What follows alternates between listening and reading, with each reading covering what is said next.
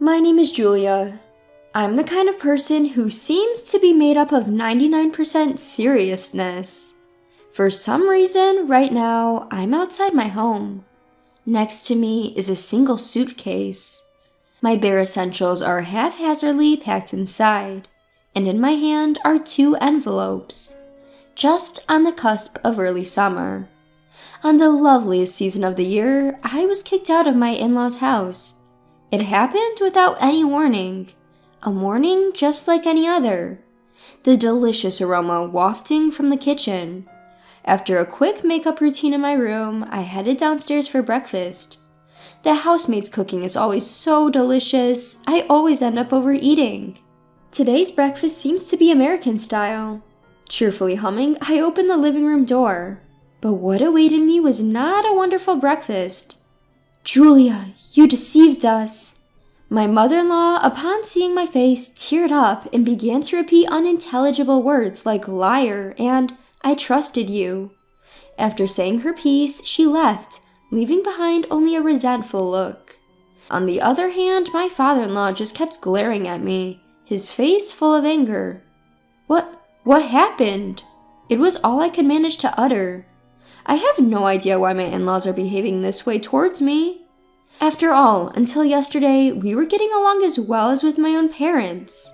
While I was perplexed by their inexplicable attitude, my husband Ryan, who was silently eating his breakfast, caught my eye. Last night, he'd said he'd be staying at our other home near his company, so I thought he wouldn't be here this morning. Had he come home late last night? I hurried over to Ryan as if seeking help. What's gotten into Mom and Dad? I choked on my words just as I was about to say, they're acting. Because Ryan was also acting strange. He looked at me as if he was looking at a criminal. A contemptuous, even fearful, cold stare. Ryan? You hypocrite! Ryan spat out those words. The usual kind him was nowhere to be found. Ryan, who always brought me my favorite flowers as a gift when his work kept us apart. "I'm sorry, I really wish we could go on a trip together." Even a week ago he said such things. Ryan gestured to his secretary who was standing by. The secretary responded, understood, and went upstairs. "You've done it, Julia." "Huh?" "You married me for the money, didn't you?" "What?" "You stole my mom's money." "What? Wait a minute, I didn't." "You used up such a huge amount of money, now you're trying to justify it?" What are you talking about? Dad, I really didn't." "Get out of this house." Dad?" "That's what's going on." "No!" It seems that I have been accused of squandering my mother-in-law's money, and quite a large sum at that, but I had absolutely no idea what they were talking about. There's no way I would do such a thing. I pleaded over and over again, but no one would listen. I shuddered when I saw the secretary return from upstairs, holding a suitcase. My personal belongings were probably packed in there. Wait, Ryan, listen to me." "I didn't think you were that kind of person, Julia. I'm disappointed." Ryan shook his head with a regretful expression like a stage actor. He was convinced that I was the culprit. "This contains the divorce papers. Once you've signed them, send them back to me." Ryan forced the paper he had taken from his breast pocket into my hand. "What? Why?" "I can't live with someone who is only after a family inheritance. This is the unanimous decision of the family. Now get out." His voice was cold enough to freeze my spine. "That's not fair. Why would I? I really didn't do anything."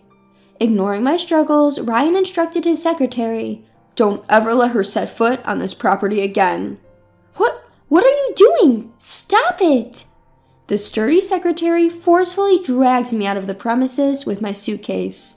My face was already a mess with tears. Yes, I come from a common background. I am not rich like Ryan.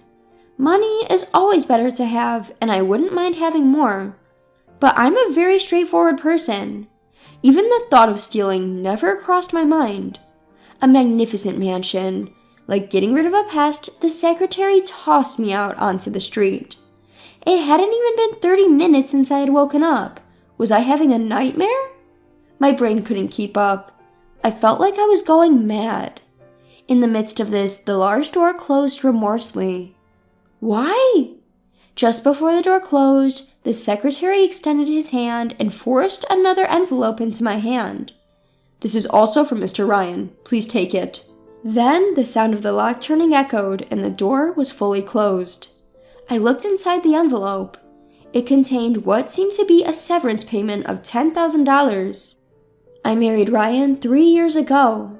I had been working as an advisory accountant for the company where my father-in-law was CEO. That being said, I had just passed my CPA exam and was more of an assistant to my colleague, graciously allowed to participate in operations out of pity. Then, one day it happened. This doesn't make sense. Something's off. Eager to be recognized as a fully fledged CPA, I had overstepped my bounds into a task assigned to my colleague. As a result, I discovered that my colleague was falsifying the books and embezzling money in the hundreds of thousands. I still remember that moment. The excitement of having struck gold, coupled with the fear of having stumbled upon a crime scene, surged through my body. In the end, I decided to report this fact to my father-in-law, the CEO. Being a fundamentally earnest person, pretending I hadn't seen it was never an option for me. Of course, I thought about reporting it to the IRS, but then my colleague wouldn't be able to be a CPA anymore. Having finally become a CPA after years of effort, I found it hard to do something so drastic. My father-in-law, who had built a huge fortune in one generation, was rather lax with money management. He had been cunningly targeted. Thank you so much, Julia. We owe you. If it weren't for you, they would have kept siphoning off money indefinitely. I was celebrated by the CEO and his wife as if I were a hero who had saved the world. Julia, if you're not seeing anyone right now, would you consider marrying our son? I wondered if it was common for wealthy people to exaggerate their flattery. Not knowing how to react, I just laughed it off at the time. However, the father-in-law's wish for marriage was serious. By the time I realized it, I was being introduced to his son, who also praised me as a hero who defended the assets. Being praised like that, I didn't feel bad. Moreover, having been belittled for being too serious for so long, it felt as if it was proof that good things come from living sincerely and earnestly, and I was happy. I, who was a mere trainee CPA, was promoted to an official advisory accountant and even appointed as the personal secretary to his son. Ryan, the son, was the typical privileged type, always optimistic and thinking it'll work out somehow. I found myself at first annoyed but gradually discovering happiness and helping Ryan with his dependency on me. Ryan, you need to leave for the business meeting soon. I'll be fine. I'll make it in time. Are you going to put the driver in a tough spot again? No, I'll handle the rest. You should get going. Perhaps he too saw me with my meticulousness as a good partner. We started dating, and as my father-in-law hoped, we got married amid an overwhelming welcome. Fast forward 3 years, and the relationship between Ryan, myself, and my in-laws hasn't changed. The only major change was my father-in-law's decision to hand the reins of the company over to Ryan. To facilitate this, my mother-in-law and I found ourselves running around, paying courtesy visits to various parties, preparing for my father-in-law's retirement and Ryan's board debut. That's why tonight, my mother-in-law and I were supposed to attend a business partner's anniversary party. But instead, I found myself in a stark business hotel room. In my anger and frustration, I even considered just going back to my parents' home. But that didn't sit well with me. If he wants a divorce, that's fine. But as someone who's always lived by being honest and sincere, leaving as a thief is something I can't accept. I sat on the bed and looked at the contents of the envelope again. Divorce papers and a severance payment. Shaking my head, I held back my tears.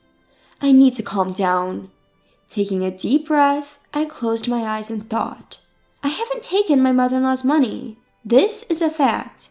So that means someone else has done something. I felt the rush of excitement and fear again.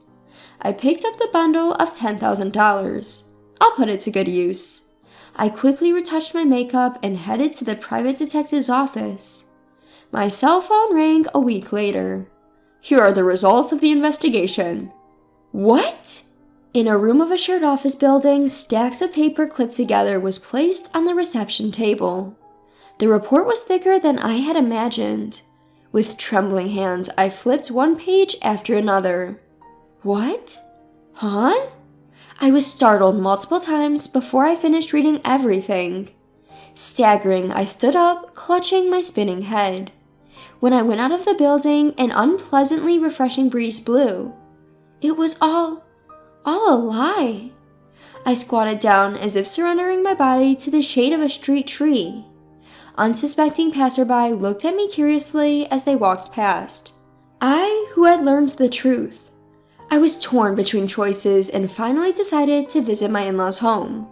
"Why did you let her in the house?" Well, taking over from the maid who hung her head in the wake of being scolded, I presented my signed divorce papers to my father-in-law. "I brought these." "We told you to mail them." "If you wish for a divorce, I have no objections, but I absolutely cannot tolerate being called a thief." "Even at this stage, you still say that." Snatching the divorce papers, my father-in-law turned on his heel to leave.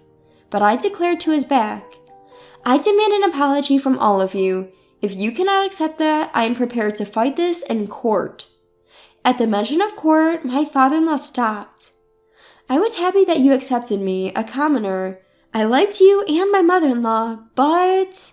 I took a deep breath, clenching my fists. Then I let it out at once. "I really didn't do anything. Do you understand? Let me say it again. I didn't do anything." I said it as calmly as possible. What do you mean by I didn't?"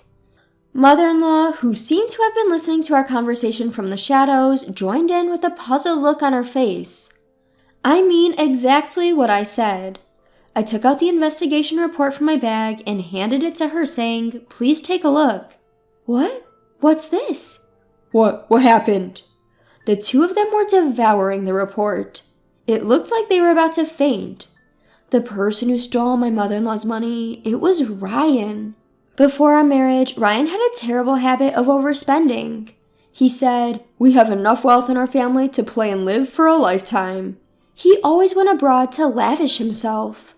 His favorite was gambling, and he used to bet hundreds of thousands of dollars at a time.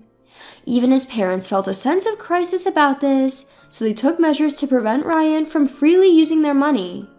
Then they rebuked Ryan, telling him to earn his own money. But once the habit of extravagance sets in, it's not easy to get rid of it. So Ryan started to think. He was wondering how to get a large amount of money. That's when he instigated the embezzlement that I uncovered. Ryan had manipulated my former colleague, who was my father-in-law's accounting consultant, to falsify the books. Because I assumed it was my former colleague's doing and reported it to my father-in-law without delving further, I never reached the mastermind. In reality, all the money that my senior had manipulated was going into Ryan's pocket. When I found out about my senior's embezzlement, Ryan was thankful to me along with his parents, but he seemed to be seething inside. Were the accountant and Ryan involved? It's more like an affair, isn't it? She was married at the time. Still, Ryan told her, "I love you. I want to pool money to live together," and had her embezzle. In the end, my former colleague was fired for her misdeeds. Furthermore, she was divorced because her husband had had enough of her. Despite faithfully following Ryan's selfish request to not mention his name, he ended up marrying me. Ryan persuaded her by saying this. When I opened the report to the relevant page, I stiffened my resolve, vowing not to shed a tear, and read aloud the text written there. "I married Julia just to distract my parents. By making Julia, who is serious about money, my wife, I could loosen my parents' vigilance. That way, I could get as much money as I wanted. Indeed, everything went as he planned. My in-laws, having seen that I had a track record of catching embezzlers, let their guard down about Ryan's spending because I was their son's wife. Mother-in-law, why did you think that I stole your money?" That's because Ryan said he left my card with you, Julia." My mother-in-law averted her gaze from me. "Ryan, he's been working seriously lately, and I thought there might be times when it doesn't look good to pay in cash, so I let him carry my credit card. But at that time, Ryan said, I mustn't use it limitlessly, so I'll have Julia manage it. So that's why I was accused of being a thief. Just so you know, I didn't even hear about this from Ryan. Perhaps unable to hide her shock at being deceived by her son, she wore a lifeless expression. By the way, mother-in-law, did you read about what your stolen money was used for? I don't understand anything anymore. Her voice was barely audible. Tears welled up in my mother-in-law's eyes and began to flow. I handed the report back to them. Huh? The purchase of a condominium? Let me see. Huh? But he already has another house near his office.